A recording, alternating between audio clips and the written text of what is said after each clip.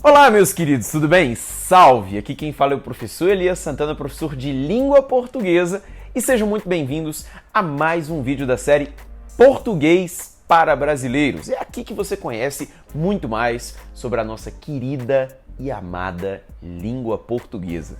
Se você por acaso ainda não clicou no like, não se esqueça.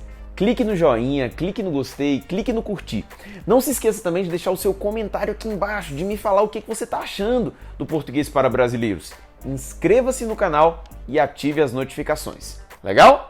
No vídeo de hoje, nós falaremos sobre os encontros consonantais. Se você se lembrar, no vídeo anterior, nós falamos sobre os encontros vocálicos. Então, primeiro, vamos nos lembrar do que é uma vogal e o que é uma consoante. Vogal, aquele som que sai sem barreira, lembra? Já a consoante é aquele som que sai com barreira. B, P, K, G, T, D. São sons com barreira. Então, no vídeo de hoje, eu quero falar para você sobre o que são os encontros consonantais. O próprio nome já diz, é quando duas consoantes aparecem juntas. Existem, na língua portuguesa, os encontros consonantais perfeitos e os imperfeitos. Um encontro consonantal perfeito, também conhecido como encontro consonantal próprio, é aquele em que as duas consoantes se encontram e ficam juntas na mesma sílaba. Por exemplo, uma palavra como bruto. Em bruto, se eu faço a separação silábica, eu tenho bruto. Veja que o B e o R promovem um encontro consonantal. Brr. Um encontro de duas consoantes. E eles estão juntos na mesma sílaba. Por isso que eu chamo esse encontro consonantal de perfeito ou próprio.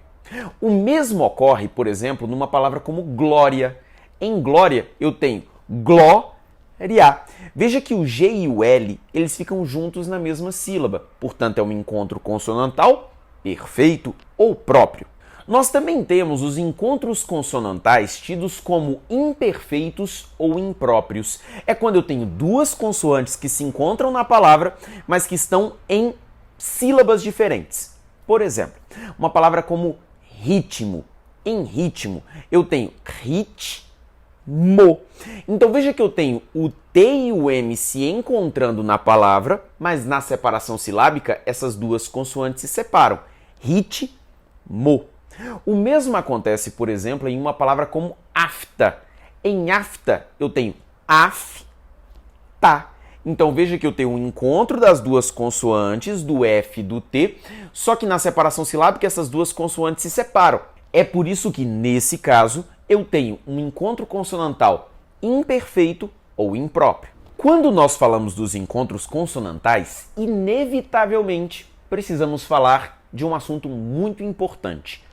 O dígrafo. Lá atrás, em uma das nossas aulas aqui do Português para Brasileiros, eu já havia falado para você sobre o que é um dígrafo.